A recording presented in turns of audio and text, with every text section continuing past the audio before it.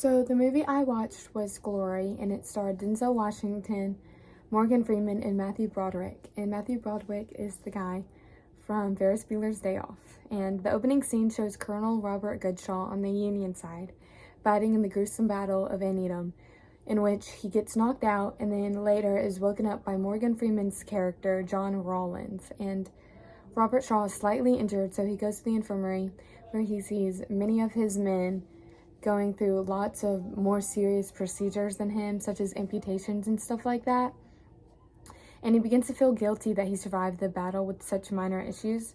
And this will be important to the ending of the movie. But after the battle, he gets to return to Massachusetts for a bit, where he goes to a gala. And everyone there is in high spirits because many of them have never really, seen the realities of the war.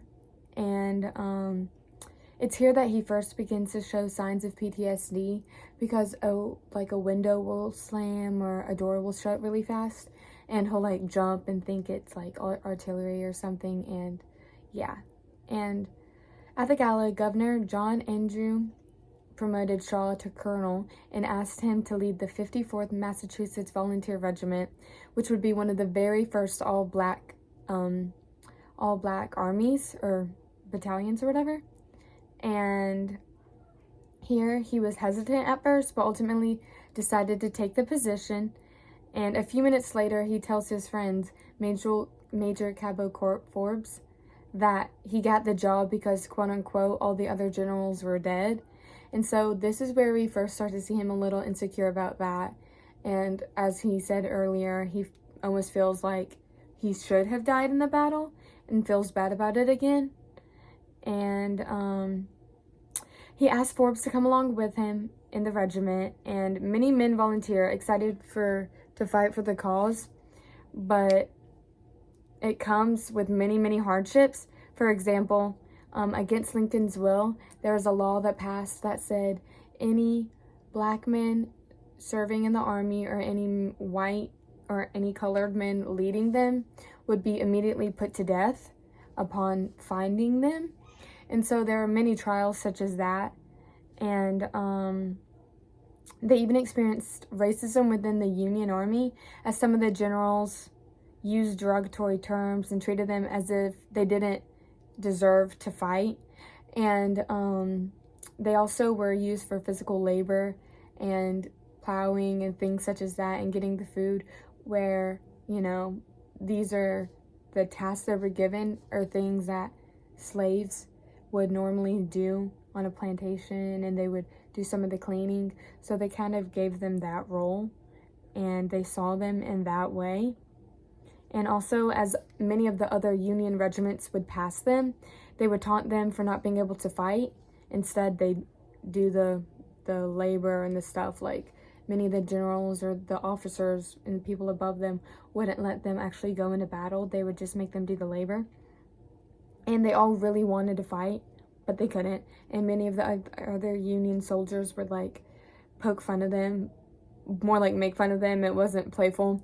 They would be really rude to them and say mean things to them, as if they weren't fighting to end slavery. They weren't fighting for the black people. So it's why were they being mean to them? Finally, they were allowed to fight because Shaw formed really close bonds with some of the soldiers in his regiment, and he got really close with them, and he knew they wanted to fight. So he went and talked to his superiors and the people above him, and was basically hey, I feel like my army's done a lot and they deserve the chance to show what they can do, so please put us in a battle. And so they did get the chance to fight, and they were allowed to fight at Fort Wagner, which ultimately ended with them not capturing the fort, and many of them died, actually, including Robert Goodshaw, the colonel. And this ties back into earlier how I said Shaw felt guilty for living.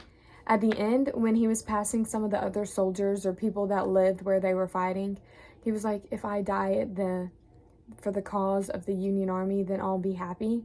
And then he was wanting that to be his legacy almost, and he let his horse go as if he knew he was going to die. So it's he had accepted his fate and almost wanted it in a way.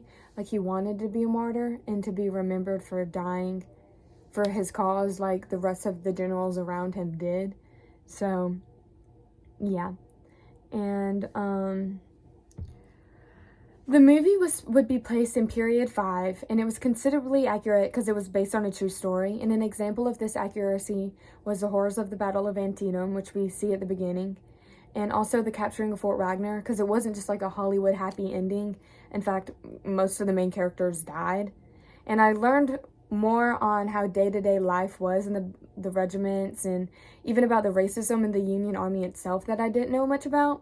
And although it did make me wonder and question why the white soldiers and officers were being so mean to the black soldiers if they were fighting a war on the basis of freeing and ending slavery. So overall, I did like the movie, and I would have recommended to anyone who wanted to know more about the Civil War or the time period in general. But I didn't really like how sad it was, because everyone did die. I wanted some of the main characters to stay alive because it was sad, but overall it was a good movie. So, yeah.